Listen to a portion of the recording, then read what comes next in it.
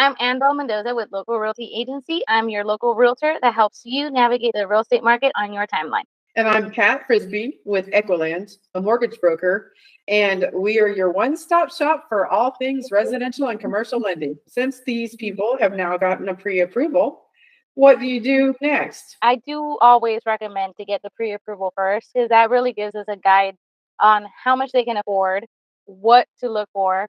But when we start looking for homes and when I start talking to the customers for the first time, I really get an idea of what their goal is and get to know them, get to know where they work, get to know what areas they're looking for that they want to move in, if they have kids, if there's specific school zones that they're trying to stay near, if they have relatives that they want to be nearby. All of that goes into search and kind of like condensing it to find the areas that they want. But I mean, the biggest thing is having that pre-approval so we know exactly how much they can afford. So it sounds like the pre-approval is a really big part of the process. Makes a big difference for you because Yeah. it shows whether somebody really can buy a house or not, or if they're not wasting your time, but it's one of those things where it could waste everybody's time, theirs included, so it's good for them to know how much house they can buy, right?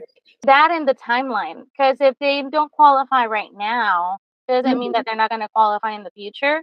It just means that we might need to work on stuff. They might need to save a little bit more money so they can qualify for more.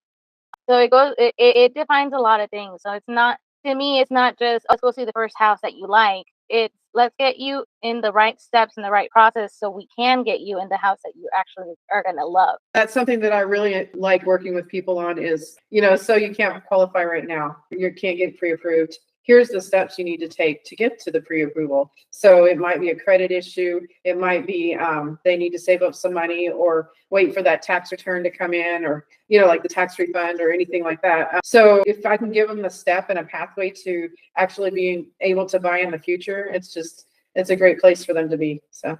Yeah. And once we know how much they actually can afford, then we can use that to make the offer even better.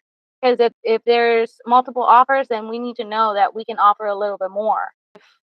If we're right at the top of our budget and then there needs to be something done with the house or the seller isn't budging, then that's going to affect how much they can afford or how much more money they're going to have to bring into closing.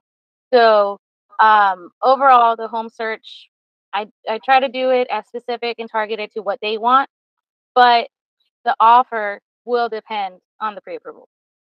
Would you rather get pre-approved online or in person? Let us know below. If you want to learn more, reach out to us. Our contact information is at the end of this video, so take a screenshot and reach out. Adios, amigos.